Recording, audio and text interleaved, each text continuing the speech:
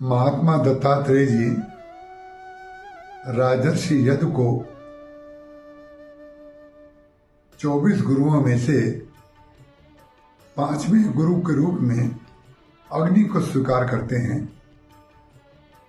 और अग्नि को माध्यम बना करके केंद्रित करके वे राजर्षि यदु को उपदेश कर रहे हैं। राजर्षि यदु ने उनसे यही पूछा था कि आपके जीवन में कर्म भी है, व्यवहार भी है, सब कुछ है, लेकिन आपके ऊपर उसका कोई प्रभाव नहीं है। ना आपके जीवन में कोई विक्षेप है, ना अभाव है। अत्यंत आनंद में आप विचरते रहते हैं। उसका कारण क्या है? तो अपने आनंद के अलग अलग विभाग करके वो ये बताते हैं कि हमने किससे क्या सीखा। तो अग्नि को गुरु बनाया उन्होंने। उससे उन्होंने कहा कि अग्नि में मैंने देखा कि अग्नि के अंदर अपने आप को प्रकट करने की इच्छा नहीं है। जिसको अग्नि की इच्छा है, अग्नि से कार्य लेना है, वो अग्नि को प्रकट करता है और प्रकट करने के पश्चात यदि वो कार्य अग्नि से लेना जानता है तो अपने उद्देश्य की, अपने अभीष्ट की पूर्ति करता है।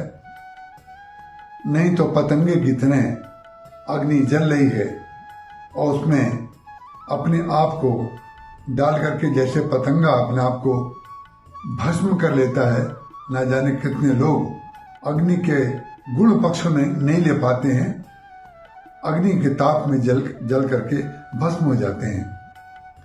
जैसे सूर्य का प्रतिबिंब जब पवित्र जल के ऊपर, गंगा जल के ऊपर पड़ता है, तो जो प्रतिबिंब है वो सूर्य को ही तो प्रकाशित करता है और सूर्य को ही स्थापित करता है, सूर्य को ही प्रमाणित करता है। इसी प्रकार से जिसके अंदर गुण लेने की सामर्थ्य होती है वो सूर्य से गुण ले लेता है।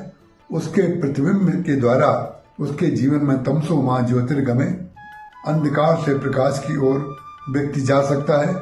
लेकिन कीड़े मकोड़े जो पतंगे होते हैं वो अपने आप को जला करके उसमें से भस्म कर लेते हैं। सूर्य का प्रतिबिंब जल में प्रतिबिंब दिखाई देता है, लेकिन कीचड़ में प्रतिबिंब दिखाई नहीं देता है। लेकिन सूर्य जो होता है वो कीचड़ में भी होता है और जल में एक साथ होता है, लेकिन दिखाई केवल जल में देता है। तो जिस व्यक्ति को सीखना है वो कहीं से भी सीख सकता है, और जिसको कुछ सीखना नहीं है वो सूर्य सामने दिखाई दे फिर भी वो उसके जीवन में प्रतिबिंबित नहीं होता है। इसीलिए दत्तात्रेय जी महाराज ने 5वें गुरु के रूप में अग्नि को स्वीकारा। जय श्री राम।